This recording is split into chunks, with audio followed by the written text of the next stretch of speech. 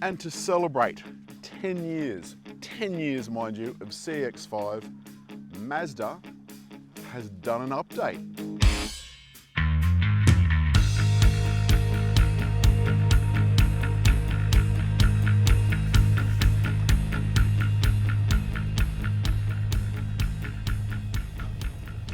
So first, a little bit about the house that we've been staying in. This is from McLeod's Daughter, so McLeod's Daughter's fans will recognise this house from the series. A $10 million renovation demolished the rear covered veranda in favour of a conservatory extension. There are 16 rooms in all, 8 in the main house, and 8 others spread throughout Meg's cottage, Stonemason's cottage, and the conservatory building.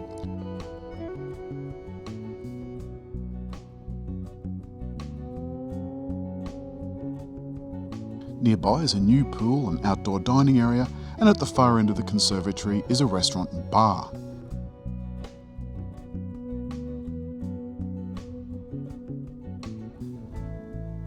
Downstairs is the sommelier's 25-metre wine cellar and vault with the biggest table in history, and the original 1856 cellar at one end and a bowling alley and bar at the other. Once you've slept off the night's fun, Chef will cook you whatever you fancy for brekkie, ready for a day in the vineyards.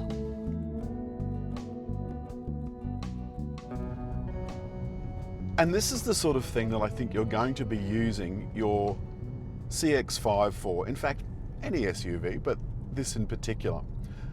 So as I said, 10 years celebrating Mazda CX-5.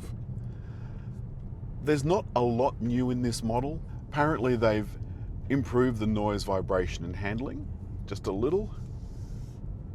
The front and the rear, they've got new lights with those little squished daytime running lights and cute little tail lights, but still the Kodo design. CX5 was the first to use that Kodo design. And there's some new wheels as well. Still 12 or so models.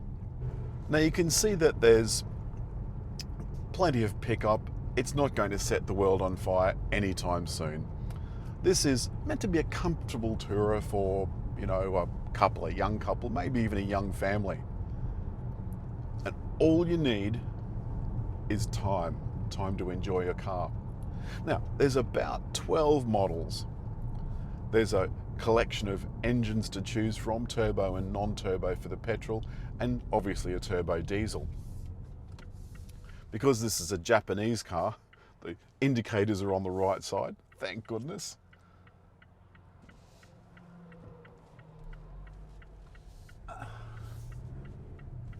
And best of all, it's not bad. Now there's 2 and all-wheel drive models. This obviously is an all-wheel drive model. It's got all the safety sensing stuff, lane control and active cruise control and blind spot monitoring and what have you. But this is comfortable. Best part, of course, is the interior, but there's plenty of gizmos to play with. And the thing that I like about Mazda is that they've not put everything into this infotainment system. You've still got some buttons down here for air conditioning, so you can get at it easily. And that's what I like. The centre console houses the infotainment and drive mode controls. There's even an off-road mode for all-wheel drive models.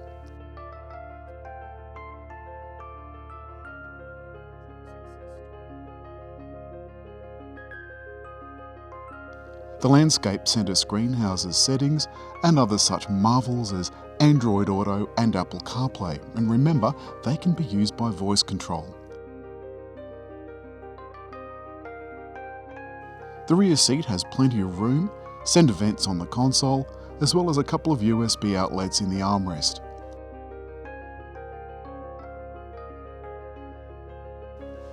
The seats fold 60-40 to provide a fairly flat floor, but wait, there's more. The two-piece floor can be set at 2 heights as well as being reversible to keep the wet stuff off your carpets.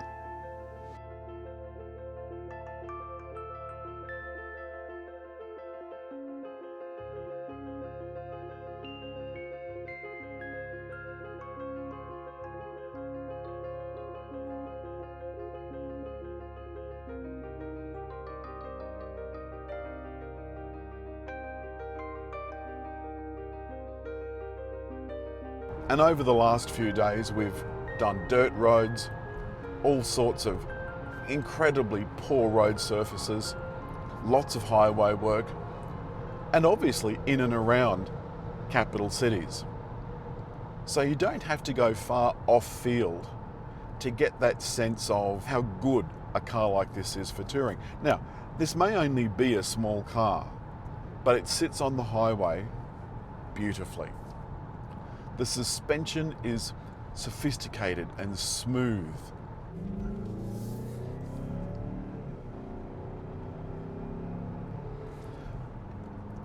If there's one thing I would say is that Mazda haven't done a whole lot with engines and transmissions over the last few years.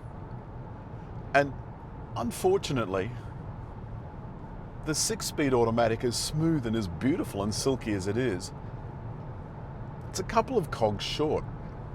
In front of me, there's a heads-up display. So I get all the information, what I want, where I need it. Some of the models, depending on what you get, have sunroofs. The seats, they've been changed slightly for this model. It's more of an S-curve, which Mazda says is kind of human shape. It holds your back, and apparently after a long drive you can get out refreshed. My point being that no matter where you are in the city or in town, this feels beautifully comfortable. And the thing I like is that what you see is real wood trim, something you don't see on a lot of brands.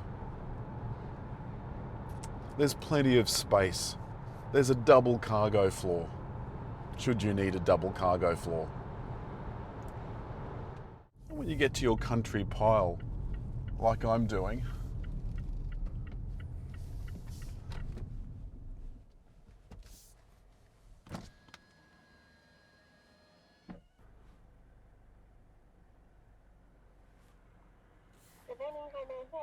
hi, it's Alan. I'm coming back from my road test. Oh yeah, I'll look again for you. Thank you. So how classy is that? You turn up to your country house hotel weekend and the gates glide gracefully open. And in you go to your weekend away.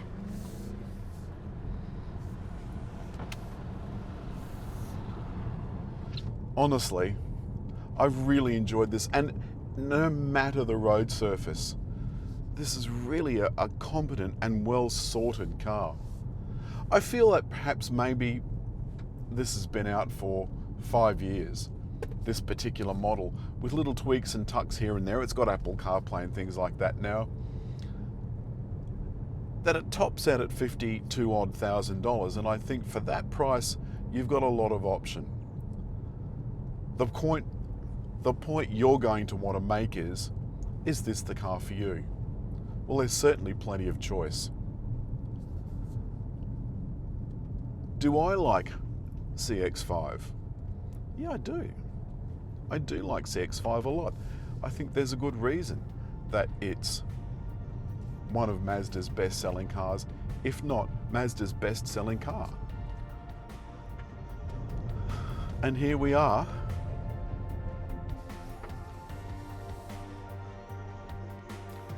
As always, hit like, leave a comment, and I think just over there to subscribe.